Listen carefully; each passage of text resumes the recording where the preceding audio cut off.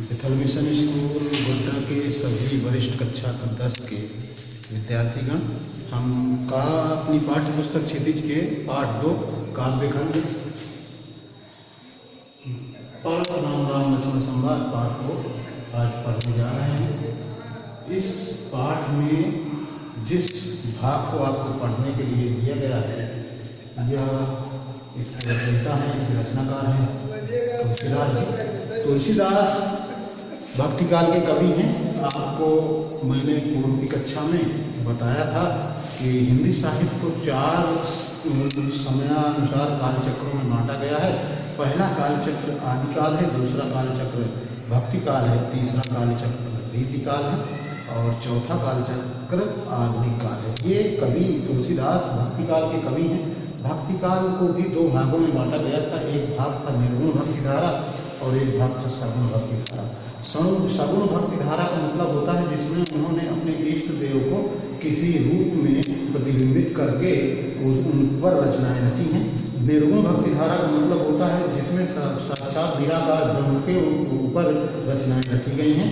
ऐसे दोनों कवियों के परिक्षेत्र को आपके पाठ्य पुस्तक में दिया गया है। आपने सूरदास जो पढ़े, सूरदास के बारे में जो आपने पढ़ा वो भी सगुण भक्ति धारा के अंतर्गत आते हैं। लेकिन आपने 9 में कबीरदास को जो पढ़ा, कबीरदास निर्गुण भक्ति धारा के अंतर्गत आते हैं भक्ति काल के ही कवि। उसमें आपने वाह कविता एक पढ़ी थी। वाह कविता में जो लालचंद दुलेश्वरी ने जो रचना की है वो भी निर्गुण भक्ति धारा के अंतर्गत आती है। हम पढ़ने जा रहे हैं सगुण भक्ति धारा के कवि भक्ति काल में जिन्होंने रचना रची है तुलसीदास जी के बारे में। तुलसीदास जी के बारे में थोड़ा सा संक्षिप्त जानकारी हम आपको दे देते हैं। तुलसीदास जी का जन्म उत्तर प्रदेश के बांदा जनपद में हुआ था। बांदा जनपद वर्तमान समय में आज 2 भागों में विभाजित हो गए। एक बांदा तो जनपद बांदा जिले के नाम से है ही।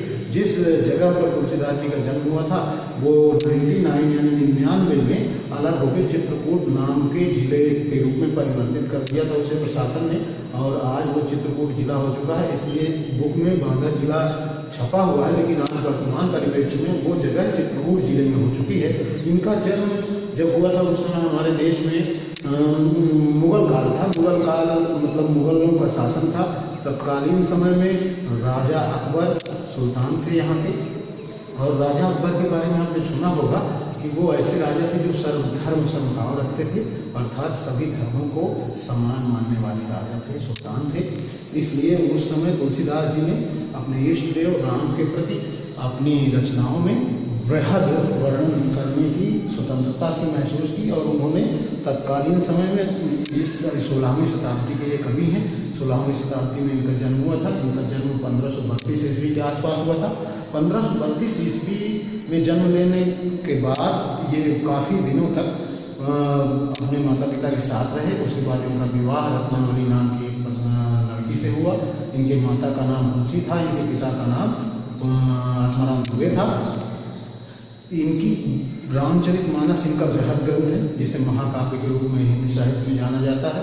रामचरितमानस का 8-7 भागों में इन्होंने खंड किया है। खंड को कांड के रूप में इन्होंने लिखा है। कांड शब्द आज के राजनीतिक परिप्रेक्ष्य में आप देखेंगे तो बहुत बुरा हो गया है उसका अर्थ। हालांकि तो यहाँ पर तुलसीदास जी ने जो कांड शब्द प्रयोग किया है वो भाग के लिए प्रयोग किया है। इस रामचरितमानस काव्य ग्रंथ को 7 भागों में उन्होंने विभक्त किया है। पहला भाग है बालकांड, दूसरा भाग है अयोध्याकांड, तीसरा भाग है अरण्यकांड और चौथा कांड है किष्किंधा कांड, 5वां है सुंदरकांड, 6वां है लंकाकांड और 7वां है उत्तरकांड। हम जो पढ़ने जा रहे हैं ये किस कांड का भाग है ये बात हम आपको बताने जा रहे हैं। बाल कांड जिसका नाम है, पहला भाग रामचरितमानस का। बाल कांड में प्रभु की बाल लीला है, अर्थात अपने इष्ट देव राम की इन्होंने बाल लीलाओं का वर्णन करते हुए उनके विवाह और उनके जीवन में घटने वाली विशेष घटना वनवास काल का शुरुआत का वर्णन किया है। हम यहाँ जो पढ़ने जा रहे हैं विवाह के समय की बात है, जब भगवान राम का विवाह हुआ था। उसके पहले जो घटना घटी थी उस घटना को इन्होंने अवधी भाषा में लिखा है। पूरा ग्रंथ तो ये अवधी भाषा में लिखी हुई आपके सामने रामचरितमानस से कुछ काव्य रचनाओं की पंक्तियाँ आपके कोर्स में रखी गई हैं जिनके बारे में हम आगे पढ़ेंगे। तुलसीदास जी ने रामचरितमानस के अलावा कवितावली, दोहावली इस तरह के ग्रंथ भी लिखे हैं। जिनमें इन्होंने प्रभु राम के ही चरित्र का वर्णन किया है। मैंने जैसे बताया कि ये सगुण भक्ति धारा के कवि हैं। सगुण भक्ति धारा में कवि जो होता था वो अपने किसी इष्ट देव को एक साकार रूप देकर उनके बारे में उनकी विशेषताएं लिखता था। ये इन्होंने राम को, जो अयोध्या के राजा दशरथ के पुत्र थे, उनको इष्ट देव का माना और उन्हीं के चरित्र का वर्णन अपनी सारी काव्य कृतियों में किया है। हम जो पढ़ने जा रहे हैं ये रामचरितमानस का भाग है। मैंने बताया कि रामचरितमानस के किस भाग से ये लिया गया है, वो बालकांड भाग से लिया गया है और ये अवधी भाषा में लिखा हुआ है। हम पढ़ेंगे पुस्तक में वर्णन जो किया गया है परशुराम राम लक्ष्मण संवाद के बारे में। पहला पद है, नाथ संबुधन भंज निहारा है को एक दास तुम्हारा। अब ये कवि कुल में सबसे अच्छे कवि की रचना है, अवधी भाषा में लिखी है। ध्यानपूर्वक सुनिएगा, आप इसे एक बार पढ़ भी चुके हैं। आप लोगों के आग्रह पर ही मैं इसे पुनः आपके सामने अच्छी प्रकार से रखने का प्रयास कर रहा हूँ, जिससे आप इसकी कठिनाइयों को दूर कर सकें और आपको इससे आने वाले प्रश्नों का सरलता से उत्तर समझ में आ जाए और अच्छे प्रकार से आप इसको पूरी तरह से लिख सकें। तो हम पढ़ने जा रहे हैं पहला पद जो है इस काव्य ग्रंथ के भाग का, जो आपकी पाठ्य पुस्तक में है। नाथ संबुधम भंज निहारा होई हैं को एक दास तुम्हारा, आय सुकाह कही कि मोही सुन विसाय बोले मुनि कोई। पहले हम चौपाई, दोहा, सोरठा इन छंदों में इस काव्य ग्रंथ की रचना की गई है। मैंने आपको पूर्व की कक्षाओं में बताया है कि जो भी काव्य ग्रंथ लिखे जाते थे वो छंदों में लिखे जाते थे। छंद भी दो प्रकार के होते हैं, वार्णिक और वार्णिक छंद होते हैं और मात्रिक छंद होते हैं। ये मात्रिक छंद के अंतर्गत आते हैं दोहा, सोरठा और चौपाई। मैं जो पढ़ रहा हूँ ये चौपाई है। आगे जब ये पद खत्म होने को आता है तो इसमें दोहा का भी एक भाग है। जो दोहा होता है उसे वो भी छंद होता है और ये छंद इसमें दोनों आपको मिलेंगे, दोहा और चौपाई। तो चौपाई में 4 चरण होते हैं, 4 चरण में पढ़ चुका हूँ। नाथ संबुधन भंज निहारा हुई है को एक दास तुम्हारा, आय सुकार कही कि मोही सुन रिसाई बोले मुन कोई। अब यहाँ पर आपको शब्दार्थ के बाद जरूरी है जान लेना, इसलिए आप ध्यान से, मैं कोशिश करूँगा उनके अर्थ आपको बोर्ड में लिख देने के लिए और आप उनको जब अच्छी प्रकार से भली भांति से अपने मनन कर लेंगे, याद कर लेंगे तो आपको इसका अर्थ लगाने में दिक्कत नहीं होगी। तो पहले ही पंक्ति है, नाथ संबुधन भंज निहारा होई को एक दास तुम्हारा। यहाँ पर भगवान राम के समय में प्रसंग थोड़ा सा पहले जान लेते हैं, भले हमें एक वीडियो और इसके लिए बनाना पड़ेगा, वीडियो लंबा ना हो जाए इसलिए। नाथ संबुधन भंज निहारा होई को एक दास तुम्हारा, ये भगवान जिनको तुलसीदास जी ने भगवान के रूप में चित्रित किया है, राम के द्वारा कही गई बात है। राम ने धनुष यज्ञ के बारे में पहले हम थोड़ा सा जान लेते हैं कि धनुष यज्ञ में राम और लक्ष्मण पहुँचे कैसे, ये जानना बहुत जरूरी है। इसके बाद ही हमें समझ में आने वाला है। तो अयोध्या के राजा दशरथ के पुत्र थे राम और लक्ष्मण। इनको एक ऋषि थे विश्वामित्र, उन्होंने राक्षसों से अपने यज्ञ की रक्षा कराने हेतु उनके पिता राजा दशरथ से इनको जाकर मांगा था, क्योंकि वो पूरे राजा थे, पूरे सृष्टि में जितने ऋषिगण थे उनकी भी रक्षा करने की जिम्मेदारी उनकी थी।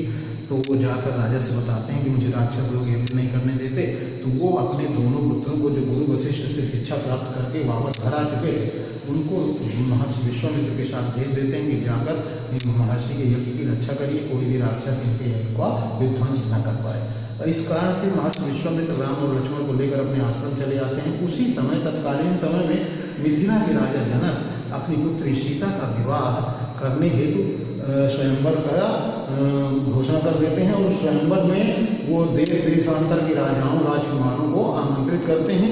वहाँ पर विश्वामित्र जैसे ऋषि को भी आमंत्रण भेजा जाता है। विश्वामित्र सोचते हैं, विश्वामित्र को पता है कि राम और लक्ष्मण राजकुमार हैं, इसलिए वो आमंत्रण में राम और लक्ष्मण को भी लेकर उस स्वयंवर में पहुंच जाते हैं। उस स्वयंवर में वो एक शर्त रखते हैं, वो शर्त ये है कि मेरी बेटी पुत्री सीता है जो, इससे विवाह वही कर सकेगा जो इस शिव धनुष को उठा लेगा और इसकी प्रत्यंचा को चढ़ा देगा। प्रत्यंचा का मतलब होता है डोरी। प्रत्यंचा चढ़ाने की जो ये शर्त थी, इस शर्त को पूरा करने के लिए देश देशांतर के राजकुमार और राजा इकट्ठा हुए थे। सबने प्रयास भी किया लेकिन कोई सफल नहीं हुआ।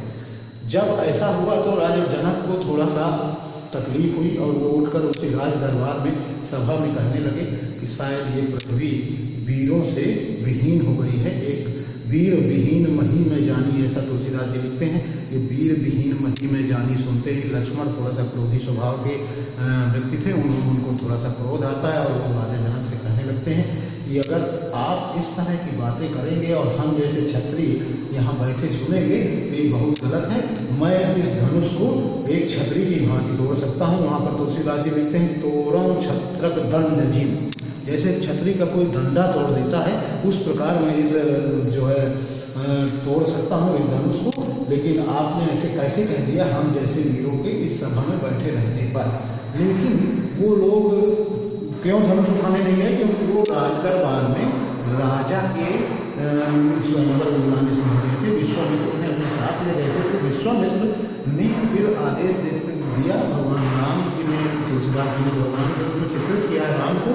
और कहते हैं तुलसीदास जी वहाँ पर राम विश्वामित्र जी के मुखारबिंद से जो कहलाया उसके लिए उन्होंने लिखा उठऊ राम भंजऊ भवचापा मेटम तात जनक परिपापा। ये जो पंक्ति है ये आपकी बुक में छपी नहीं है, मैं आपको प्रसंग में बता रहा हूँ। आपको प्रसंग अच्छा समझ में आ जाएगा तो आपको आगे ये समझने में दिक्कत नहीं होगी। यहाँ पर आप देखिए भगवान राम जी से लिखा है तुलसीदास जी ने। उस राम को विश्वामित्र जो ऋषि अपने यज्ञ की रक्षा के लिए ले गए थे, वो जब सुनते हैं कि जनक को बहुत दुख है, बड़ा परिताप है इनके अंदर और इस कष्ट को हरण करना ही हरण इनका ये कष्ट कैसे होगा, इसके लिए वो राम को आदेश देते हैं उठाओ राम भंजऊ भवचापा। यहाँ पर देखिए आप गौर करिए, शर्त थी धनुष उठा लेने और डोरी चढ़ा लेने की, तो लेकिन विश्वामित्र जी राम को आदेश देते हैं कि हे राम तुम उठो और इस धनुष को भंजो मतलब तोड़ दो। ऐसा कहने पर राम उठते हैं, उनके आदेश का पालन करते हैं और वो जाकर धनुष को प्रणाम करते हैं, क्योंकि वो शिव धनुष था। शिव धनुष होने की वजह से वो उसको सहजता से, उनकी विनम्रता का भाव जो उनके अंदर था, उनका सबसे बड़ा गुण था, उसकी वजह से उसे प्रणाम करके एक ही हाथ से धनुष उठाते हैं, उसकी जो प्रत्यंचा चढ़ाने का प्रयास करते हैं। उसी समय वो जीर्ण धनुष था, पुराना धनुष था, इस वजह से टूट जाता है। टूटने के ही तत्काल बाद जो शिव भक्त परशुराम थे, वो भी एक ऋषि थे, ब्राह्मण ऋषि थे, उनको पता चल जाता है और वो उस राज दरबार में बिना बुलाए पहुंच जाते हैं और क्रोधावेश में वहाँ पर बहुत बातें करते हैं। उसी बातों का वर्णन उसी में फिर लक्ष्मण बोल पड़ते हैं और लक्ष्मण परशुराम के बीच जो संवाद होता है उसी का वर्णन बालकांड के इस भाग में रामचरितमानस में तुलसीदास जी ने किया है, जिसको हम पढ़ने जा रहे हैं। यहाँ पर जब वो आवेश में आकर के बोल रहे होते हैं उसी समय राम बोलते हैं नाथ समुधम गंज निहारा हुई है को एक दास तुम्हारा। ये राम जी किससे कह रहे हैं? परशुराम जी से कह रहे हैं। परशुराम जी जब वहाँ क्रोध में अनाप शनाप चिल्लाने लगते हैं, गुस्सा हो जाते हैं, तो वहाँ पर कहते हैं कि हे नाथ, हे महर्षि परशुराम, आपने ये धनुष को टूटा हुआ देखकर जो यहाँ पर आपने क्रोध व्यक्त किया है, यहाँ जिसने ये काम किया है वो आपका दास ही होगा।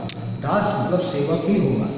तो ऐसा कहने पर राम आगे फिर बोलते हैं आए सुकाह कहिए किन मोही सुन रिसाय बोली मुनि को ही। अब यहाँ पर जो ये लाइन लिखी है इसमें भगवान राम, जिसको मैं बार बार भगवान शब्द प्रयोग कर रहा हूँ क्योंकि तुलसीदास जी ने राम को भगवान के रूप में चित्रित किया है। राम राजा जनक के दामाद होने वाले थे, विवाह होने वाला था, अभी विवाह हुआ नहीं। धनुष टूट जाने की वजह से परशुराम ऋषि आ जाते हैं और शिव धनुष के टूटने से गुस्सा हो जाते हैं। क्रोध में आकर जो वहाँ राज दरबार में सभी राजाओं को कहते हैं उसी का वर्णन यहाँ पर है। फिर उनके क्रोध वाली बातों को सुनकर लक्ष्मण को भी क्रोध आ जाता है और जो आपस में उनका संवाद होता है उसी का वर्णन है इस भाग में, वही हम पढ़ने जा रहे हैं। शुरुआत करते हैं राम अपनी वाणी से और वो चाहते हैं कि ये एक ऋषि हैं, इनके क्रोध को किसी तरह शांत किया जाए। तो कहते हैं आय सुबाह कही कि मोही सुन रिसाए बोले मुनि कोही। तो पहली पंक्ति इसकी जो है उसमें भगवान राम बोलते हैं, कहते हैं हे परशुराम ऋषि, हे महर्षि, आय सुकाह कही किन मोही, मुझे क्यों नहीं कह देते जो आपकी आज्ञा हो।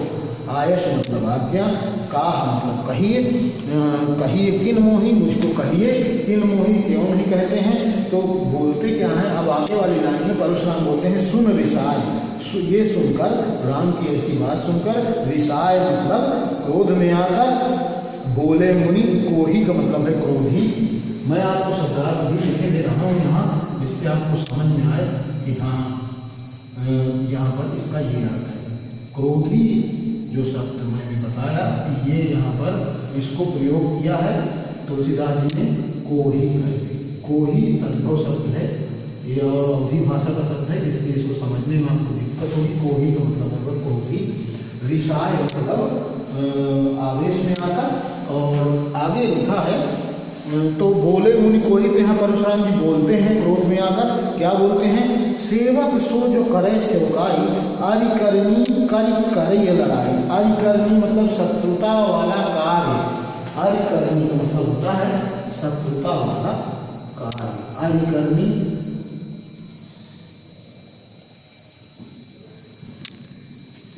मतलब शत्रुता का कार्य।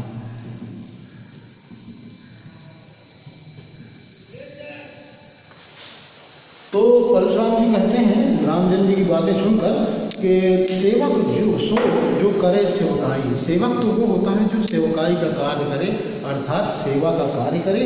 अरिकर्मी करी करे लड़ाई, जो शत्रुता का कार्य करता है वो तो केवल लड़ाई करने के लिए ऐसा करता है। ऐसा अगले पंक्ति में कहा, परशुराम जी की वाणी है ये। कभी कभी पूछ लेता है कि प्रस्तुत पंक्ति को किसके द्वारा किसे कहा गया है, तो यहाँ आप लिखेंगे परशुराम जी के द्वारा प्रस्तुत पंक्ति कही गई है। और इसमें वो क्रोध में आकर ये बताने का प्रयास कर रहे हैं। वो जब कहते हैं कि कोई आपका दास ही होगा, आपका सेवक ही होगा, कौन कहता है? राम कहते हैं। तो राम को परशुराम जी जवाब देते हैं और कहते हैं सेवक तो वही होता है जो सेवा का कार्य करे, और जो शत्रुता का भाव करे, जो शत्रुता वाले कार्य करे, वो तो लड़ने के लिए आतुर है, अर्थात वो लड़ाई करने की इच्छा रखता है। तो यहाँ धनुष जिसने तोड़ा है उसने कोई सेवा का कार्य नहीं किया है, वो तो लड़ाई का कार्य किया है, इसलिए वो ऐसा कहते हैं। अरिकर्मी करी लड़ाई, अर्थात जो शत्रुता वाले कार्य करता है वो लड़ने के लिए तैयार रहे, लड़ने के लिए उसका मन होता है, वो सेवा नहीं कर रहा होता है।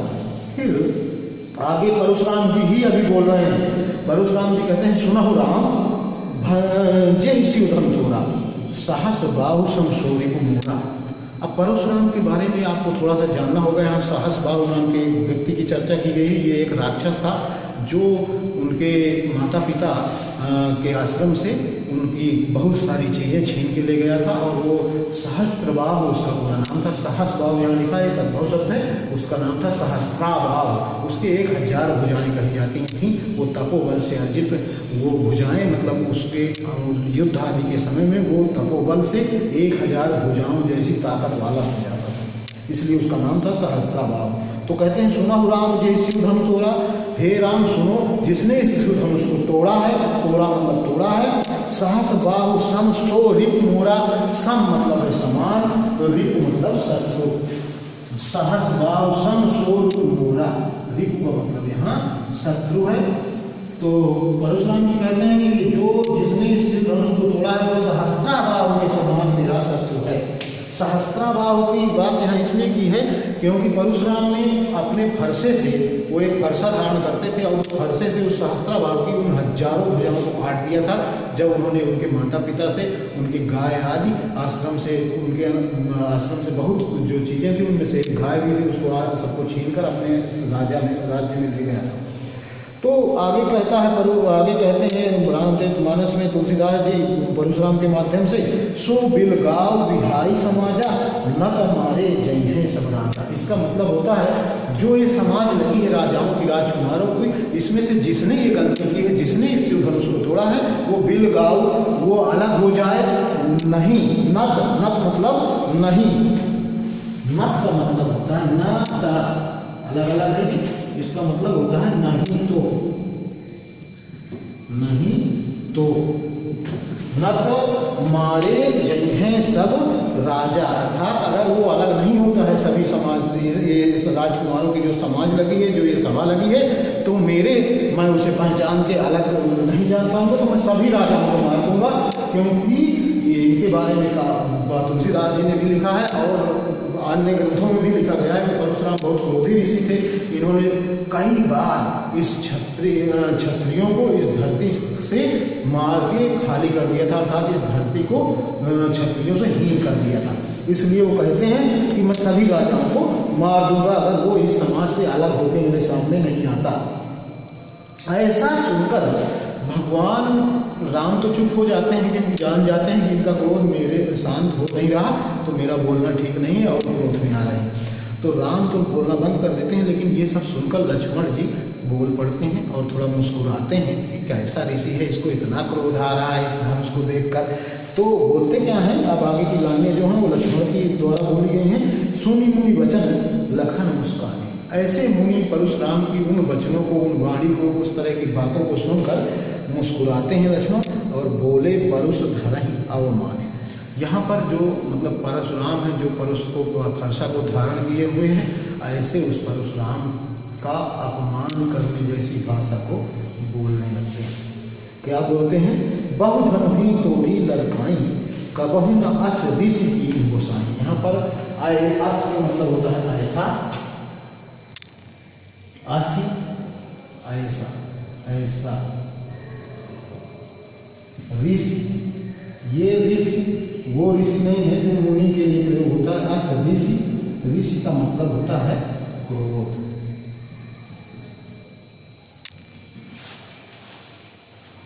धनुहि, धनुहि का मतलब होता है धनुष, धनुहि,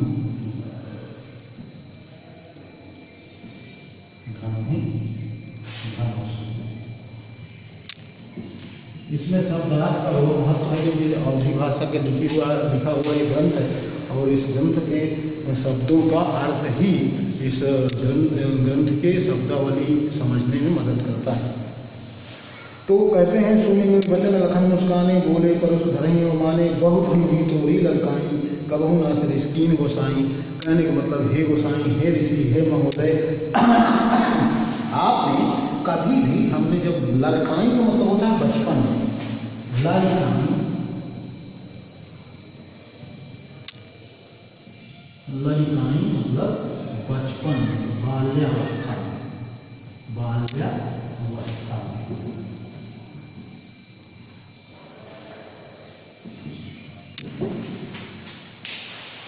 तो वो कहते हैं, जब लखन बोल पड़े मुस्कुरा के, तो वो कहते हैं कि हमने बहुत सारी धनुइयाँ अर्थात धनुषों को लड़काई यानी बाल्यावस्था में तोड़ दिया।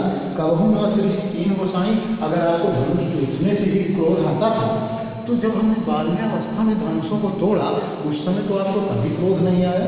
इस पंक्ति का ये अर्थ है। फिर कहते हैं, ये ही धनु पर्वता के ही हेतु सुन रिसाय कह भ्रगुकुल केतु। भ्रगुकुल केतु, ये भ्रग के कुल के केतु, ये परशुराम शब्द परशुराम जी के लिए विशेषण प्रयोग किया है। उनका एक नाम है भ्रगुकुल केतु, एक नाम के रूप में भी तुलसीदास जी के द्वारा परशुराम जी को बताया गया है। यहाँ अगली पंक्ति जो मैं पढ़ रहा हूँ, यही धनु पर ममता के हेतु। ममता का मतलब आपका प्रेम, आपका स्नेह इस धनुष के प्रति इतना अधिक क्यों है। और सुन रिसाय, ऐसा सुनकर फिर क्रोध में आ जाते हैं कौन, परशुराम। कह भ्रगुकुल केतु, भ्रगुकुल केतु मतलब परशुराम, भ्रगुकुल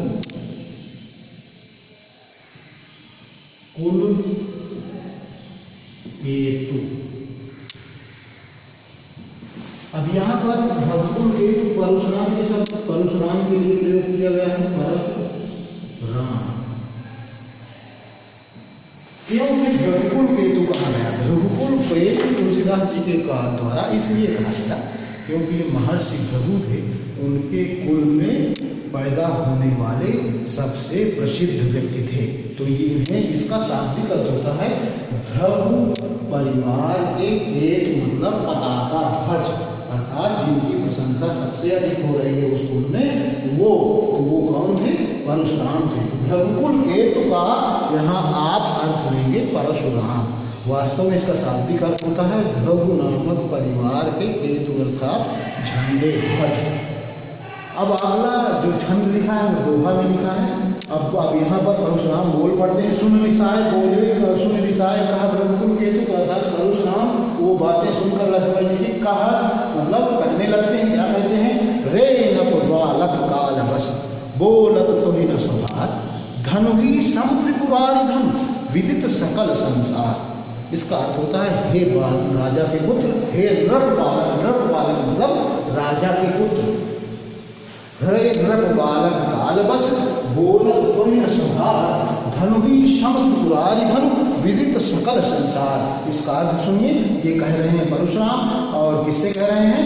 लक्ष्मण जब बोल पड़ते हैं तो लक्ष्मण से कह रहे हैं हे राजा के पुत्र, उनका नाम नहीं जान रहे हैं अभी परशुराम जी, तो वो कहते हैं हे राजा के पुत्र, अर्थात हे राजकुमार, काल बस, तुम काल के बस में हो गए हो, अर्थात तुम्हें एकदम तुम्हें मृत्यु ही आने वाली है, तुम्हारे मृत्यु का खुराक या फिर ग्रास बनना है, इसलिए कहते हैं काल के बस में हो तुम। बोला तो ही न संभाल, शायद इसी कारण से तुम संभाल कर नहीं अपनी जबान निकाल रहे हो, अपने मुख से जो भी आ रहा है बोल रहे हो।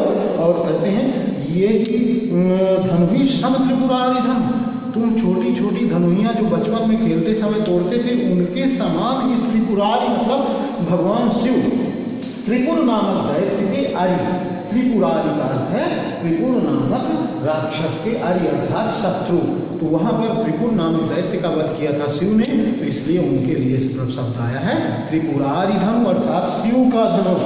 धनु ही सब त्रिपुरारि धनु अर्थात छोटी छोटी जो तुमने धनुइयाँ अर्थात धनुष तोड़े थे बाल्यावस्था में, उनके समान तुम शिव के इस बड़े से धनुष को बता रहे हो। और कहते हैं विदित सकल संसार, विदित का मतलब होता है ज्ञात है, सबको जो बात सबको ही जानता है, पूरा सकल संसार मतलब संपूर्ण संसार। अब यहाँ विदित का मतलब होता है ज्ञात, विदित का मतलब है प्रख्यात या ज्ञात है, ये जो बात सबको, उसके लिए विदित शब्द का प्रयोग किया है तुलसीदास जी ने। विदित सकल संसार, सकल मतलब संपूर्ण, सकल मतलब होता है संपूर्ण, विदित संसार को आप समझ ही रहे हैं, संपूर्ण जगत को कह रहे हैं कि संपूर्ण जगत सारा संसार ये बात जानता है कि ये भगवान शिव का धनुष है। और तुम कहते हो कि हमने बचपन में बहुत धनुई अर्थात बहुत धनुष तोड़े हैं, उस समय आपको क्रोध क्यों नहीं आया? तो क्या वो छोटे छोटे धनुष से तुम इस बड़े से भगवान शिव के धनुष की तुलना कर रहे हो? इस प्रकार इस दोहे के इस पहले पद में हमने इसका अर्थ जाना। अब आप देखेंगे कि इसमें कुछ विशेषताएं भी कवि के द्वारा दिखाई गई हैं। वो दिखाई गई है कि तुलसीदास जी ने शिव जी का जो धनुष भंग होने पर परशुराम जी का क्रोध का वर्णन, क्रोध होने पर राम की विनम्रता, पहले आप देखते हैं कि राम विनम्र होकर क्या क्या बोलते हैं कि इनको क्रोध इनका किसी तरह शांत हो, उनकी शीतलता, तथा फिर आप देखेंगे लक्ष्मण को उत्तेजना, लक्ष्मण की उत्तेजना आने का यही कारण था कि भगवान जो उनके बड़े भाई थे राम, जिनको तुलसीदास जी ने भगवान के रूप में चित्रित किया है, उनकी विनम्रता और सहजता का उनके क्रोध पर कोई प्रभाव नहीं पड़ता। इस वजह से उनको थोड़ा सा आवेश आता है और उनकी उत्तेजना बढ़ जाती है और लक्ष्मण वहाँ बोल पड़ते हैं। ये सब चीज़ों की विशेषता इस पद में सबसे ज़्यादा दिखाई देती है। अगर इसमें कभी भाव सौंदर्य के बारे में या काव्यगत विशेषता के बारे में इस पद का आता है तो आप इसमें लिखेंगे कि गोस्वामी तुलसीदास जी जो थे, जो कवि हैं इसके, उन्होंने इसमें परशुराम के क्रोध और राम की विनम्रता, उनकी सहजता और लक्ष्मण की उत्तेजना का भाव प्रकट किया है। अब आप पहला पद पढ़ चुके हैं, अगले वीडियो में हम दूसरा पद पढ़ेंगे, क्योंकि वीडियो अगर हम एक साथ पूरा पाठ का बनाएंगे तो बहुत लंबा हो जाएगा, जिसको देखते समय आप शायद अपने आप को पूरी तरह से इससे जोड़ न सकें। इसलिए हम आगे के वीडियो में अगला पद पढ़ेंगे। धन्यवाद।